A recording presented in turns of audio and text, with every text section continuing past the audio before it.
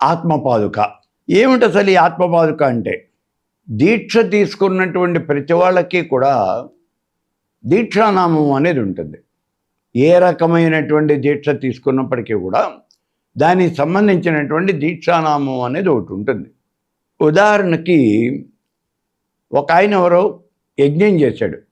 యజ్ఞం చేసినటువంటి ఆయన్ని సోమయాజులు అంటారు. కాబట్టి ఆయన పేరు చివరి సోమయాజులు అని కనుక ఉన్నట్లయితే ఆయన యజ్ఞం చేసినట్టే లెక్క. అయితే ఇక్కడ ఒక చిన్న ఇబ్బంది ఏమొస్తూ ఉన్నది అంటే, పుట్టు సోమయాజులు పెట్టు సోమయాజులు అని రెండు రకాల ఇవి ఉన్నాయి. అంటే పుట్టినప్పుడే వాళ్ళ నాన్న వీడికి సోమయాజులు అని పేరు పెట్టేశాడు.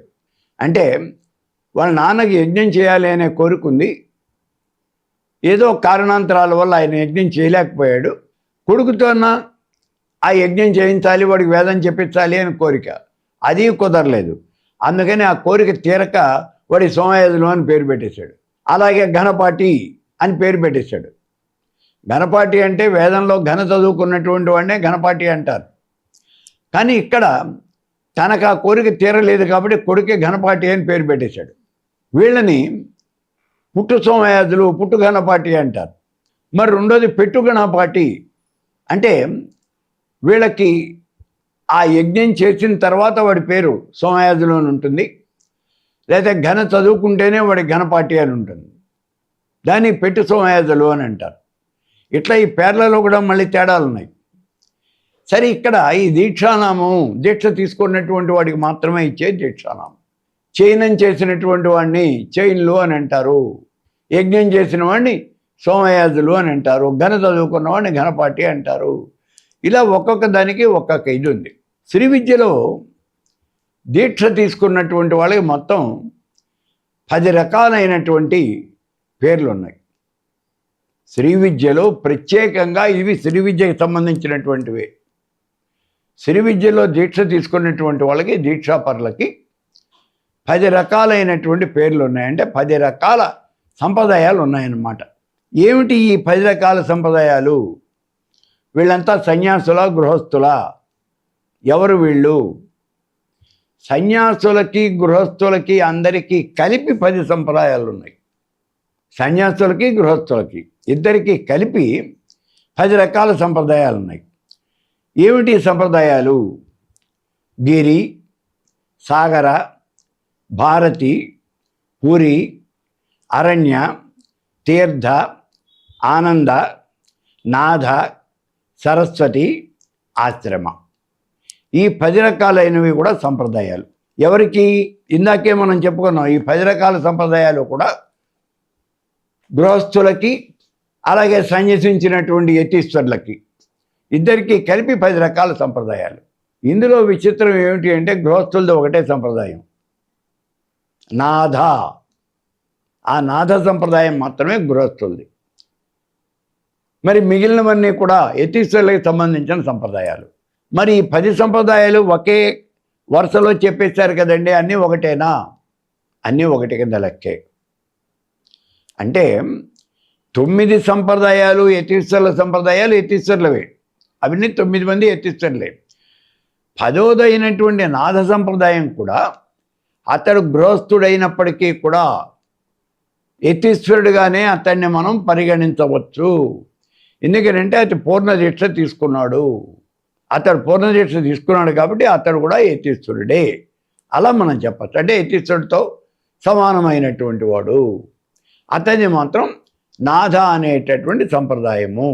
సరే, ఇప్పుడు ఈ 10 రకాలైనటువంటి సంప్రదాయాలు ఉన్నాయి.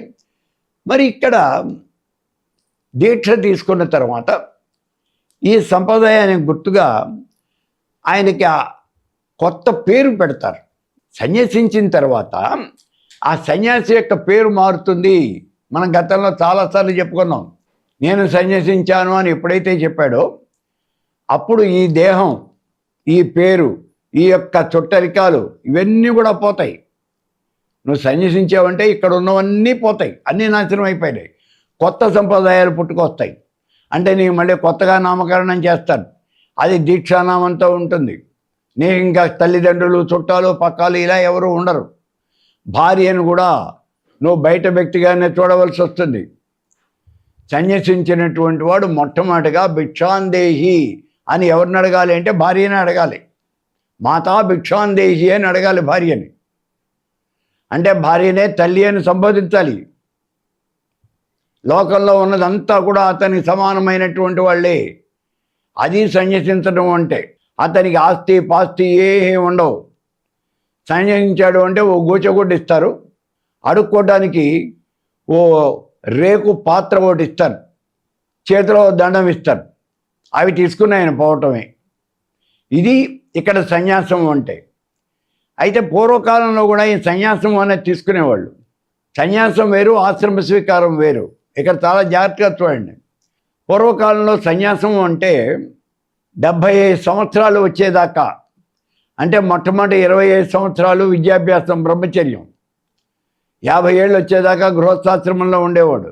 పిల్లల్ని పెద్దవాడు చేసేవాడు, ఆ పిల్లలకి పెళ్ళిళ్ళు చేసేవాడు, బాధ్యతలు అయిపోయేవి. 50 సంవత్సరాలు దాటిన తర్వాత భార్యను తీసుకొని వానప్రస్థానికి వెళ్ళిపోయేవాడు.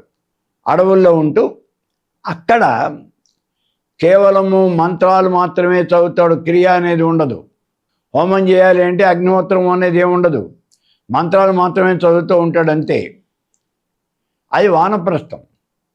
ఆ తర్వాత సన్యాసము. సన్యాసం అంటే తన యొక్క భార్యని పిల్లలకు అప్పగించేసి తాను మాత్రం వెళ్ళిపోతాడు. ఎక్కడికి వెళ్తాడో తెలియదు.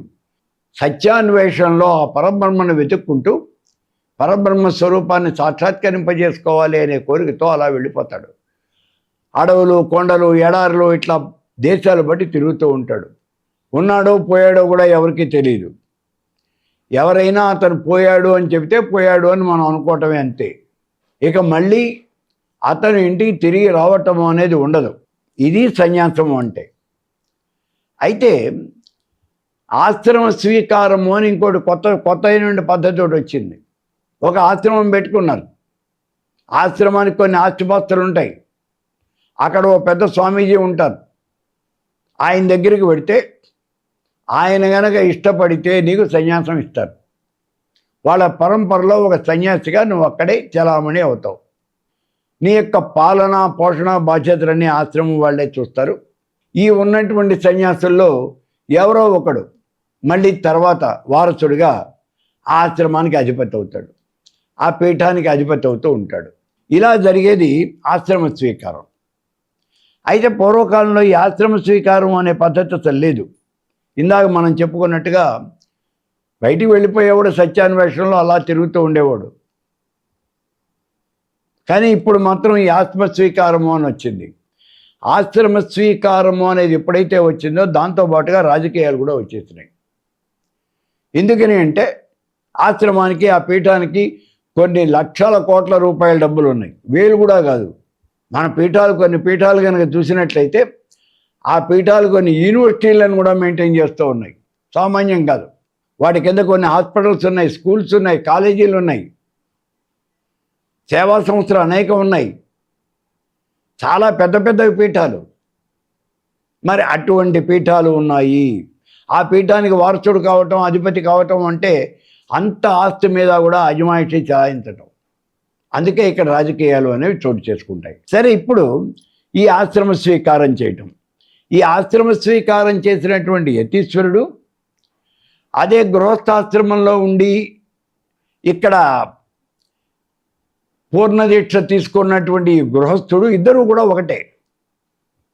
ఇద్దరూ ఒకటేనా అంటే ఇద్దరూ కూడా దీక్షితులే. అంటే ఇద్దరికి కూడా దీక్షానామం అనేది ఉన్నది. ఈయనేమో శ్రీ విద్యలో పాదుకాంత పూర్ణ దీక్ష తీసుకున్నటువంటి వాడు, ఆయన పాదుకాంత పూర్ణ దీక్షే తీసుకున్నాడు, కాకపోతే యతీశ్వరుడు అంతే. కాబట్టి అందుకే ఇక్కడ గృహస్థులకు యతీశ్వరులకు ఇద్దరికీ కలిపి 10 రకాలైనటువంటి సంప్రదాయాలు ఉన్నాయి అని మనం చెప్పుకున్నాం. ఈ 10 రకాల సంప్రదాయాలు కేవలము శ్రీ విద్యాపరులకి మాత్రమే ఉంటాయి. మళ్ళీ వైష్ణవ స్వాములు, శైవ స్వాములు ఇలా ఉన్నారు కదండి, వాళ్ళకి ఇవేం ఉండవు. అంటే ఈ పేర్లు వాళ్ళకు ఉండవు. వాళ్ళ పద్ధతి, వాళ్ళ సంప్రదాయాలు వేరుగా ఉంటాయి. సరే, ఇప్పుడు ఆ ఆత్మపాదుక, ఈ ఆత్మపాదుక ఇచ్చినప్పుడు దీక్షానామం ఇస్తారు. అసలు ఆత్మపాదుక ఎప్పుడు ఇస్తారండి దీక్షానామం ఇవ్వటానికి? ఆత్మపాదుక ఎప్పుడు ఇస్తారు అంటే గురువు గారి ఇష్టం. ఆయన ఎప్పుడైనా ఆత్మపాదుక ఇవ్వచ్చు. అంటే పంచదశి మహామంత్రం చెప్పిన తర్వాత ఆత్మపాదుక ఇచ్చేయచ్చు. మరి అప్పుడు ఈ మహాపాదుక ఇచ్చారా? ఇవ్వలా. ఎందుకని? షోడశ మంత్రం చెప్పాలా ఆయనకి. షోడశ చెప్పకుండా మహాపాదుక ఎట్లా ఇస్తారు? కాబట్టి మహాపాదుక ఇవ్వాల. మహాపాదుక ఇవ్వకుండానే, షోడశ మంత్రం చెప్పకుండానే పంచదశి చెప్పేసిన తర్వాత ఆత్మపాదుక ఇవ్వచ్చా? ఇవ్వచ్చా ఏంటి? ఒక పెద్ద పీఠాధిపతి ఆయన ఇచ్చారు. ఒక పెద్ద పీఠాధిపతి నాకు తెలిసినటువంటి ఒక వ్యక్తికి పంచదశి మహామంత్రమే చెప్పుకున్నారు ఆవిడ. ఆయన దగ్గరికి వెళితే నీకు ఆత్మపాదుక దీక్షానామం ఇచ్చేస్తున్నాను పో అన్నారు. ఇచ్చేసారు. మరి మిగిలినటువంటి మంత్రాలని షోడశి మహాపాదుక వీటి సంగతి ఏమిటి అంటే మీ ఆయన దగ్గరికి పోయి చెప్పుకో అన్నారు. ఆయన దగ్గరికి వెళ్ళి చెప్పుకోపో అన్నారు. అయితే ఇక్కడ పెద్ద విచిత్రం అంటే అసలు ఆయనకే మహాపాదుక లేదు, ఆవిడ భర్తకి మహాపాదుక లేదు. మరి ఆయన ఈవిడికి మహాపాదుక ఎట్లా ఇస్తాడు? కాబట్టి ఇదంతా కూడా గురువుగారి యొక్క ఇష్టం మీద ఆధారపడి ఉంటుంది. ఎప్పుడు ఇవ్వాలి అంటే గురువుగారు ఎప్పుడు ఇవ్వాలనుకుంటే అప్పుడు ఇవ్వచ్చు. షోడశ మంత్రం చెప్పాము, షోడశ మంత్రం చెప్పిన తర్వాత ఆత్మపాదుక ఇచ్చేయచ్చు. కొంతమందికి మహాపాదుక లేకుండానే ఆత్మపాదుక ఈ మంత్రం చెప్పడం అనేది జరిగింది, దీక్షానామం ఇచ్చేయడం జరిగింది, నేను చూశాను. అలాగే కొంతమందికి మహాపాదుక చెప్పిన తర్వాత అప్పుడు ఆత్మపాదుక మంత్రం అనేది చెప్పడం జరుగుతుంది, దీక్షానామం ఇవ్వడం జరుగుతుంది. ఇలా ఈ ఆత్మపాదుక ఎప్పుడు ఇస్తారు, దీక్షానామం ఎప్పుడు ఇస్తారు అన్నప్పుడు రకరకాలైనటువంటి పద్ధతులు. గురువుగారు ఇష్టపడితే ఆయన ఎప్పుడైనా ఎప్పుడు ఇవ్వదలుచుకుంటే అప్పుడు ఇవ్వచ్చు అనే మాట మనకి ఇక్కడ తెలుస్తుంది. ఇక ఈ ఆత్మపాదుక చెప్పుకుంటే మనకు ఉపయోగం ఏమిటండి? ఆత్మపాదుక ఎందుకు అసలు మనకి? ఆత్మపాదుక చెప్పుకుంటే ఏమన్నా ప్రత్యేకమైనటువంటి ఉపయోగాలు ఉన్నాయా మనకి? దీక్షానామం కావాలా? మనం ఎవరికి చెప్పుకోవాలి నేను దీక్షాపరుణ్ణి అని? నా మానాన్ని నేను మంతం చేసుకుంటాను, తెల్లవారులో కూర్చొని మంతం చేసుకుంటానయ్యా, నాకు ఇంకో పనేం లేదు, నాకు నిద్ర పట్టదు, కాబట్టి నేను కూర్చొని మంతం చేసుకుంటూ ఉంటాను అంతే. నేను ఎవరికి చెప్పాలి దీక్ష తీసుకున్నాను అని? ఎవరికి చెప్పక్కర్లా, నువ్వు చేసుకోవచ్చు. కానీ లౌకికంలో ఎప్పుడైనా కనుక నువ్వు బయటికి వచ్చినట్లయితే నువ్వు పూర్ణ దీక్షాపరుడివి అని మిగిలిన వాళ్ళకి తెలియాలి. కనీసం నీ సంప్రదాయంలో ఆ శ్రీ విద్యాపరులకి వరకైనా సరే వాళ్ళకన్నా తెలియాలి నువ్వు కూడా పూర్ణ దీక్షాపరుడివి అనే విషయం తెలియాలి వాళ్ళకి. శ్రీ విద్యాపరుడు, పూర్ణ దీక్షాపరుడు అని తెలియాలి. అలా తెలియాలి అంటే నీకు ఎట్లా? గుర్తేమిటి? నువ్వు దీక్షానామం కలిగి ఉండాలి, ఆత్మపాదుక అనేది నీకు ఉండాలి. నీకు దీక్షానామం కనుక నువ్వు చెప్పినట్లయితే నువ్వు దీక్షాపరుడివి అనే విషయం వాళ్ళందరికీ తెలిసిపోతుంది. శ్రీ విద్యాపరుడివి అనే మొత్తం విషయం వాళ్ళకి తెలుస్తుంది. ఇది ఒకటి ఇక్కడ మనకి ఉపయోగం. రెండోది ఏమిటి అంటే నువ్వు ఎప్పుడైతే ఈ ఆత్మపాదుకాన్ని తీసుకున్నావో, ఎప్పుడైతే నీకు దీక్షానామం వచ్చిందో అప్పుడు నీకు ఇతరులకి మంత్రాన్ని ఉపదేశం చేసే అర్హత అనేది వస్తుంది. బయట వాళ్ళకి, పక్క వాళ్ళకి, మిగిలిన వాళ్ళకి ఉపదేశం చేసే అర్హత వస్తుంది నీకు. ఈ రెండు కారణాల వల్ల మనం ఈ దీక్షానామం తీసుకోవటము, ఆత్మపాదుక తీసుకోవటము అనేది జరుగుతుంది. అయితే ఇక్కడ చిన్న అనుమానం వస్తుంది. మంత్రోపదేశం చేయాలి, నేను ఎవరికో మంత్రం చెప్పాలి, మంత్రం చెప్పాలి అంటే ఆత్మపాదుక ఉండాలా? ఇది ఒక అనుమానం. ఆత్మపాదుక ఉన్న ప్రతి వాళ్ళు మంత్రోపదేశం చేసేయచ్చా? ఇది రెండవ అనుమానం. ఇక్కడ నువ్వు ఎవరికైనా మంత్రం చెప్పాలి అంటే నీకు దీక్షానామం, ఆత్మపాదుక అనేది ఉండాలా అంటే ఉండి తీరాలి. అది లేకుండా నువ్వు ఎవరికి కూడా మంత్రం చెప్పకూడదు. ఇందులో అనుమానం లేదు.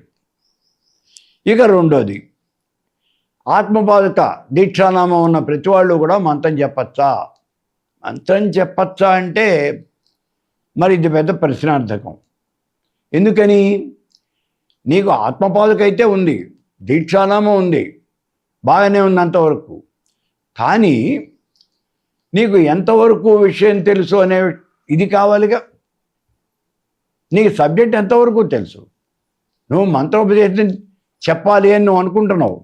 నువ్వు మంత్రోపదేశం చేయాలి అనుకుంటే నీకు ఆ మంత్రాన్ని గురించిన పూర్వాపరాలన్నీ కూడా పూర్తిగా తెలియాలి కదా. మరి తెలుసా? ఇందాక మనం చెప్పుకున్నాం, ఒక పెద్ద పీఠాధిపతి ఒక స్వామీజీనే చెప్పారు అన్నాను. పంచదశి మహామంత్రాన్ని తీసుకున్నటువంటి వాళ్ళకి ఆత్మమోదక ఇచ్చేశారు, దీక్షానామం ఇచ్చేశారు.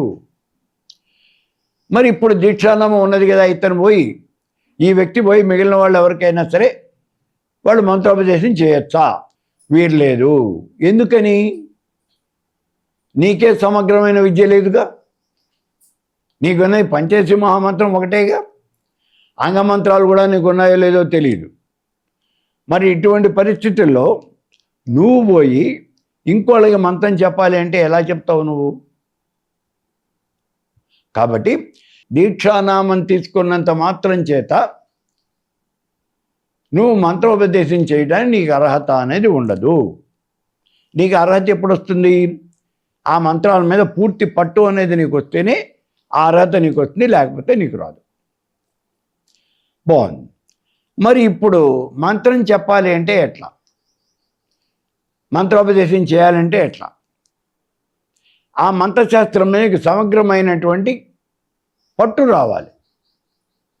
అంతటి శాస్త్రం మీద నీకు పట్టు రావాలి. అన్ని ఆ రకాలైనటువంటి ఆచారాలు నీకు తెలిసి ఉండాలి. నీకు ఏవి అంటే కొద్దో గొప్ప ఉన్నా తెలియాలి. నువ్వు అవి ఏమీ తెలియకుండా నేను మంత్రం చెప్పేశాను అంటే శిష్యుడు ఏదో అనుమానం అడిగాడు.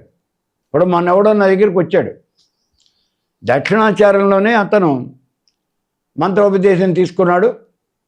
ఆ గురువుగారి దగ్గరికి వెళ్ళాడు. గురువుగారు అలాగే ఇచ్చాడు. ఇచ్చిన తర్వాత హోమం చేయమన్నాడు. హోమం అంతా అయిపోయిన తర్వాత కోడిని కోసే లోపల హోమగుండంలో వేయరా అబ్బాయి అన్నాడు. ఇప్పుడు వాడు నా దగ్గరికి వచ్చాడు. నన్ను ఏం చేయమంటారు అన్నాడు. ఏం చేయమంటారు ఏంటి? గురువుగారు చెప్పాడు కదా కోణికేమని కొయ్యి, ఇక రెండోది ఆయన అందులో వెయ్యి అన్నాడు. నీ ఇష్టమైతే అందులో వేలైతే ఇంటికి పట్టుకుపో. నన్ను ఏం చేయమన్నారు అని అడిగితే నేనేం చెప్తాను నీకు? ఆయన ఏం చేశాడు ఇక్కడ? సమయాచారం వామాచారం రెండు కలిపేశాడు. మిశ్రమాచారం చేశాడు దాన్ని. మరి మిశ్రమాచారంలో చేయవచ్చా? వాళ్ళ గురువుగారు అట్లా చెప్పాడయ్యా. మిశ్రమాచారంలో చేయండి అని వాళ్ళ గురువుగారు చెప్పాడు. అందుకే ఆయన నీకు చెప్పాడు. కాబట్టి సమగ్రమైన అంటే ఆ విషయం ఆయన శిష్యుడికి విడమని చెప్పాలి. ఇలా చేయాలి, ఇలా చేయాలి అని చెప్పాలి. ఆయన చెప్పలేకపోయాడు. అందుకని వీడు నా దగ్గరికి వచ్చాడు. కాబట్టి ఇక్కడ మంత్రశాస్త్రమే సమగ్రమైనటువంటి పట్టు అనేది లేకపోతే నువ్వు మంత్రం చెప్పలేవు. మరి నీకు సమగ్రమైన పట్టు ఉన్నది అనే విషయం నాకు ఎలా తెలుస్తుంది? పక్కవాడికి ఎలా తెలుస్తుంది? నువ్వు పూర్ణ దీక్షాపరుడు, ఇది ఒక్కటే నాకు తెలుసు. అంతేగాని నీకు లోతు ఎంత ఉందో నాకెలా తెలుస్తుంది?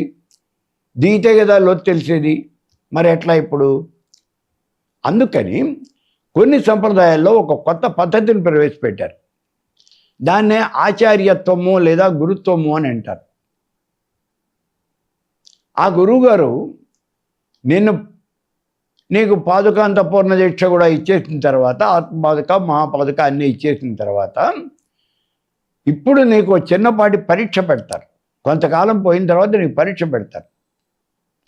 ఆ పరీక్షలో నువ్వు నెగ్గాలి.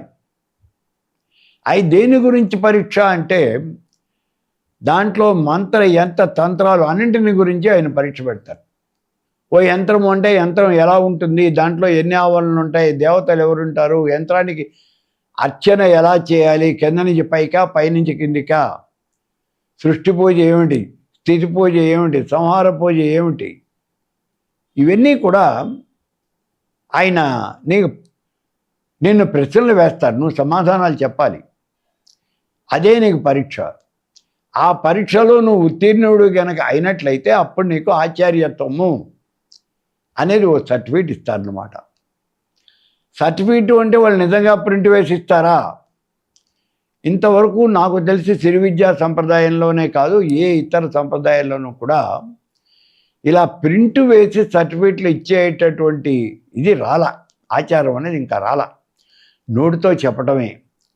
నీకు పాదుకాంత పూర్ణ దీక్ష అనడం, ఆ దీక్షానామం చెప్పడమే తప్పించి ఫలానా వ్యక్తి పాదుకాంత పూర్ణ దీక్ష ఇచ్చాము అని ఎక్కడా కూడా ఒక సర్టిఫికెట్ రూపంలో ఎవరు ఇవ్వటంలా, ఏ సంప్రదాయంలో కూడా ఇవ్వటంలా. కాబట్టి ఇక్కడ కూడా నీకు ఆచార్యత్వము అనేది ఒక మాట మొత్తం చెప్పేస్తారు. ఇదిగోనయ్యా నీకు ఆచార్యత్వం ఇస్తున్నాము అంటే ఇక్కడి నుంచి నువ్వు ఎవరికైనా సరే మంత్రోపదేశం చేయవచ్చు, అది చెప్పేది.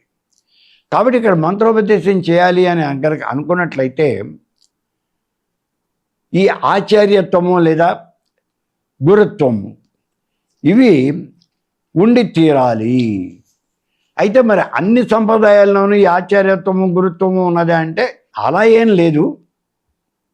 ఆచారత్వము గురుత్వము అనే అన్ని సంప్రదాయాల్లో లేదు.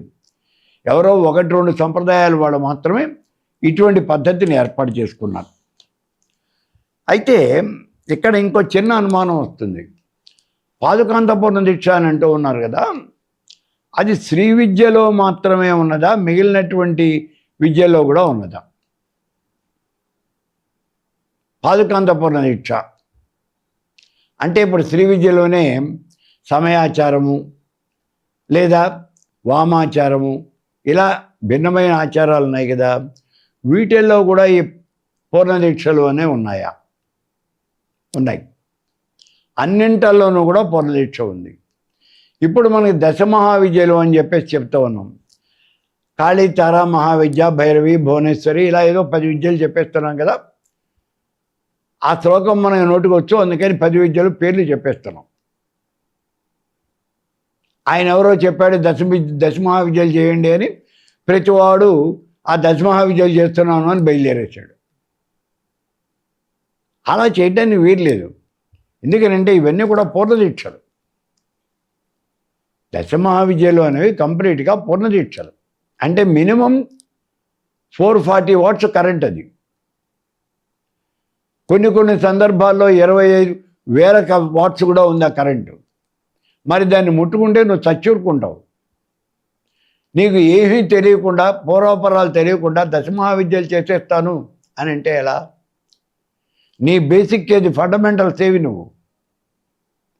అందుకే దశమహావిద్యలు చేయాలి అంటే ఆ ఉన్నటువంటి విద్యల్లో ఏదో ఒక విద్యలో నువ్వు పూర్తి దీక్ష తీసుకొని ఉండాలి. పరిపూర్ణమైనటువంటి దీక్ష తీసుకోవాలి. తీసుకోకుండా నీ ఇష్టం వచ్చినట్టుగా నువ్వు ఎలా చేస్తావు? నువ్వు ఒక దాంట్లో పూర్ణ దీక్ష తీసుకుంటే మిగిలినటువంటి ఏ మంత్రమైనా దశమహావిద్యల్లో ఏదైనా నువ్వు చేసేయచ్చు. అంతేగాని అలా కాకుండా నేను అసలు పూర్ణ దీక్ష అంటే నాకు తెలియదండి, ఆ దశమహావిద్యల మంత్రం ఏదో ఉంది, దశమహావిద్యం అని మా గురువు గారు చెప్పేశారు, ఆ మంత్రాన్ని నేను చేసేస్తున్నాను. చేయొద్దు అని అంటాయి నేనెవరిని?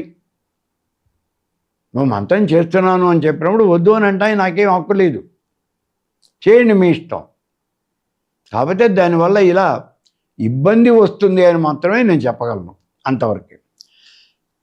కాబట్టి ఈ రకంగా కనుక మనం చూసినట్లయితే ఆత్మపాదుక, ఈ పాదుకాంత పూర్ణ దీక్ష, ఈ పాదుకాంత పూర్ణ దీక్ష తీసుకున్నటువంటి వాడికి మిగిలినటువంటి సమయాచారం కానీ కౌళాచారం, వామాచారం ఏవో ఉన్నాయి కదా, ఇవన్నీ వీటన్నింటిలోనూ కూడా ఈ దీక్షలోనే ఉన్నాయి. వామాచారంలో కూడా పాదుకాంత పూర్ణ దీక్ష ఉంది. అయితే వాళ్ళ పద్ధతి వేరుగా ఉంటుంది. మొన్న ఎవరో మాట్లాడుతూ చెప్తూ ఉన్నారు, కామాఖ్య దేవాలయం అనేది పూర్తిగా వామాచార సంప్రదాయానికి సంబంధించింది. అక్కడ దక్షిణాచారం కనిపించదు. వాళ్ళకు ఉన్నటువంటి దేశకాలమాన పరిస్థితులను బట్టి ఇన్ని వేల సంవత్సరాల నుంచి అందులో వామాచారంలోనే ఈ అర్చనా విధానం అంతా జరుగుతూ ఉంది. అమ్మవారికి బలిస్తారు, అమ్మవారికి ఎదురుకుండానే బలిస్తారు. ఇందులో ఏ రకమైనటువంటి చాటుమాటు లేదు. వాళ్ళు శుభ్రంగా దున్నపోతుని తీసుకొచ్చి ఒక దెబ్బతో దాని తలకాయ నరికేసి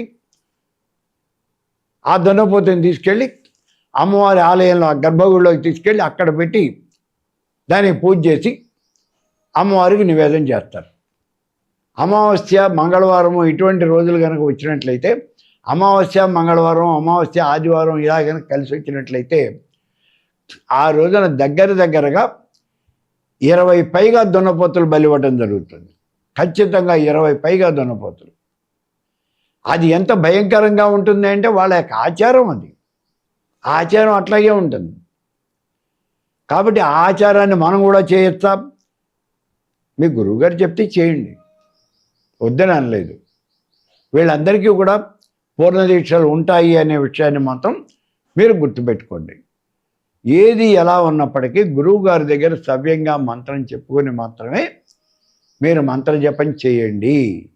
అలా కాకుండా పుస్తకాల్లో చూసి లేదా టీవీలో చెప్పారు, నాకు కల్లో కనిపించింది, ఇలాంటి మాటలు చెప్పి మీరు మంత్రాలు మాత్రం జపం చేయవద్దు. రేపొద్దున మీకు ఏదైనా అటు ఇటు తేడా కనుక వస్తే ఎవరూ మీ రక్షణ కోసం రారు. మీరు సాక్షాత్తు నాకే ఫోన్ చేసి నాకు ఈ రకమైనటువంటి ఇబ్బంది వచ్చింది అని అంటే భరించు అని చెప్తాను అంతే. నువ్వు మంత్రం చేసేప్పుడు నాకు చెప్పలేదు కదా. నీ ఇష్టం వచ్చినట్టు నువ్వు చేసేసి నిప్పుల్లో చేయబెట్టి నా చేయి కాలింది అంటే పోయి మందేసుకో అంతే. కాబట్టి ఇటువంటి పనులు ఎవరూ చేయొద్దు, ఎప్పుడూ కూడా చేయొద్దు. మీరు ప్రాపర్గా గురువుగారి దగ్గర మంత్రం చెప్పుకుని ఆ తర్వాతనే ఆ మంత్ర జపం చేయండి.